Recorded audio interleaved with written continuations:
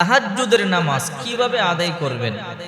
তাহাজ্জুদের নামাজ আদায় করবার নিয়ম পদ্ধতিটা জেনে নেন। এই নামাজ অত্যন্ত গুরুত্বপূর্ণ একটি নামাজ। এই নামাজের মাধ্যমে আল্লাহর নৈকট্য লাভ হয়। এই নামাজ পড়ে আল্লাহর কাছে দোয়া করলে আল্লাহ সাথে সাথে দোয়া মঞ্জুর করেন। সূরা বনী ইসরাঈল 15 নম্বর পারা 8 নম্বর পৃষ্ঠা 13 নম্বর লাইনের 79 নম্বর আয়াতে আল্লাহ পাক রব্বুল আলামিন বলেন, ومن الليل فتهجد به نافلة لك عسى أن يبعثك ربك مقاما محمودا। নবী, আপনি রাত্রের কিছু অংশ তাহাজ্জুদের নামাজ আদায় করুন, এটা আপনার জন্য রবের পক্ষ থেকে অতিরিক্ত। যদি আপনি তাহাজ্জুদের সালাত আদায় করেন, এর বিনিময়ে আল্লাহ পাক আপনাকে মাকামে মাহমুদ দান করবে। মাকামে মাহমুদ প্রশংসিত একটি স্থান, যেটা আল্লাহ পাক রব্বুল আলামিন একমাত্র আমাদের নবী বিশ্ব নবী মুহাম্মদ সাল্লাল্লাহু আলাইহি ওয়াসাল্লামকে দেওয়ার প্রশংসা করেছেন, দেওয়ার জন্য প্রতিশ্রুতি দিয়েছেন। কিয়ামতের ময়দানে একমাত্র আপনার আমার নবী বিশ্ব নবী মুহাম্মদ সাল্লাল্লাহু আলাইহি ওয়াসাল্লামকে দেওয়া হবে। এটা উড়ন্ত একটা চেয়ার বা কুরসি, যা অটোমেটিক উঠতে থাকে।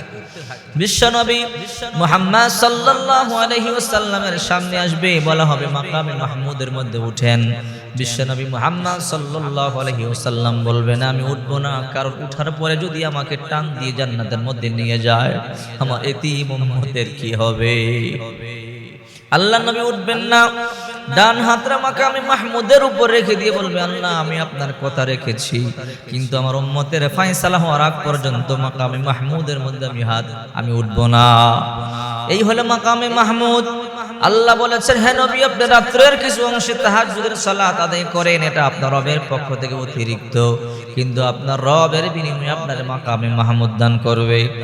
সালাতের মাধ্যমে আল্লাহ নৈকট্য হাসিল হয়। এই জন্য আল্লাহ পাক রব্বুল আলামিন সূরা বাকারার 153 নম্বর আয়াতের মধ্যে বলেন, ইয়া আইয়ুহাল্লাযীনা আমানুস্তাঈনু বিস-সাবরি ওয়াস-সালাহ ইন্নাল্লাহা মা'আস-সাবিরিন। হে বিশ্বাসীরা, তোমরা ধৈর্য এবং সালাতের মাধ্যমে আল্লাহর কাছে সাহায্য চাও। নামাজের মাধ্যমে আল্লাহর কাছে সাহায্য চাইতে বলা হয়েছে। নামাজের মধ্যে বান্দা বান্দি যখন সিজদা দেয়, একদম আল্লাহর নিকটবর্তী হয়ে যায়, আল্লাহর একদম নিকটবর্তী হয়ে যায়। বিশ্বনবী মুহাম্মদ সাল্লাল্লাহু আলাইহি ওয়াসাল্লাম বলেন, বান্দা বান্দি যখন সিজদা দেয়, আমরা মনে করি ফ্লোরের সিজদা দিয়ে যায় নামাজে, না না, আমাদের সিজদা সরাসরি আল্লাহর কুদরতি কদমের মধ্যে পড়ে যায়। এই জন্যই তো বেশি বেশি তাহাজ্জুদের নামাজ আদায় করবেন। অনেকে বলেন তাহাজ্জুদ কি নফল না সুন্নাহ? আমাদের জানতে হবে নফল কোনটা, সুন্নাত কোনটা। নফল মানে এক্সট্রা, অতিরিক্ত।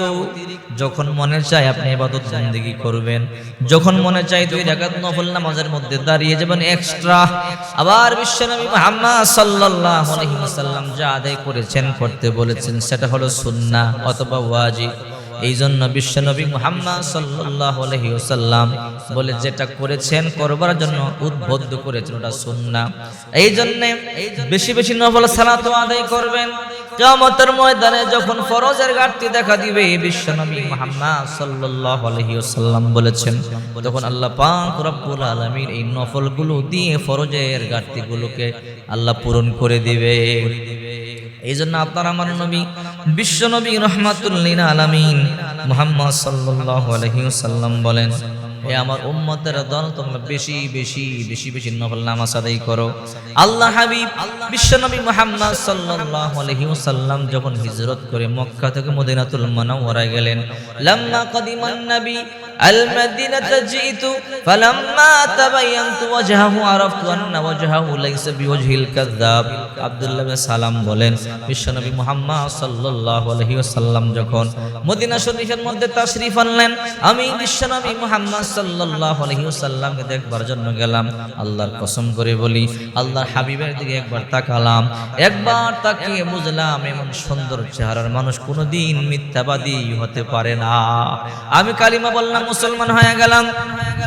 বিশ্বনবী মুহাম্মদ সাল্লাল্লাহু আলাইহি ওয়াসাল্লাম তখন মদিনাবাসীকে বলল, হে মদিনার লোকেরা, মক্কা ছেড়ে তোমাদের কাছে চলে এসেছি।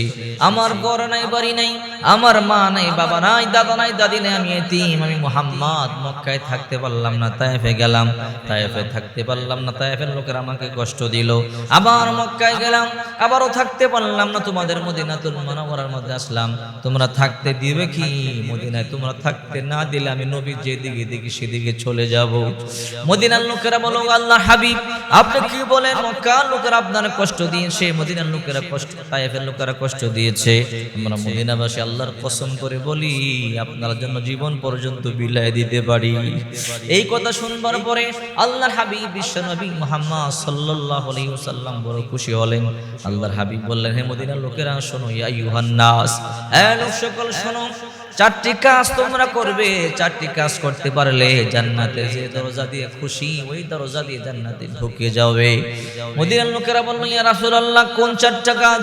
এক নম্বরে আফসুস সালাম, তোমরা একে অপরকে সালাম দিবে। বিশ্বনবী মুহাম্মদ সাল্লাল্লাহু আলাইহি ওয়াসাল্লাম বলেন, একে অপরকে সালাম দিবে। সালাম দিলে শান্তি বর্ষিত হয়, রহমত বর্ষিত হয়। সালাম মানে দোয়া, যত বেশি সালাম দিবে আল্লাহ তাআলা তত বেশি কল্যাণ দান করবে।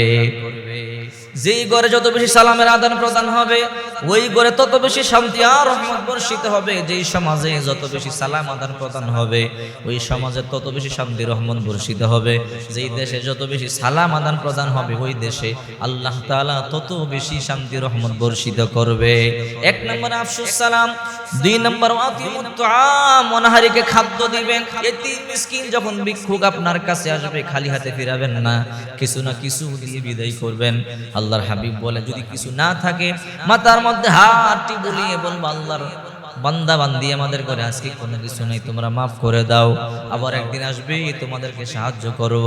এই যে আপনি মাথার তালুতে হাত দিয়ে দোয়া চাইলেন, বিশ্বনবী মুহাম্মদ সাল্লাল্লাহু আলাইহি ওয়াসাল্লাম বলেন, হাতের তালুতে যতগুলো পশম লেগেছে আল্লাহ তাআলা সেই পরিমাণ সওয়াব আমলনামায় দিয়ে দিবে। তিন নাম্বার ওয়াসিলুল আরহাম, আত্মীয়তার সম্পর্ক মজবুত রাখবেন, ছিন্ন করবেন না। রাসূল করিম সাল্লাল্লাহু আলাইহি ওয়াসাল্লাম বলেন, লা ইয়াদখুলুল জান্নাতা কাতিউন, আত্মীয়তার সম্পর্ক ছিন্নকারী জান্নাতে যাবে না। চার নাম্বার ওয়াসাল্লু বিল্লাইলি ওয়ান নাসু নিয়ামুন তাদখুলুল জান্নাহ।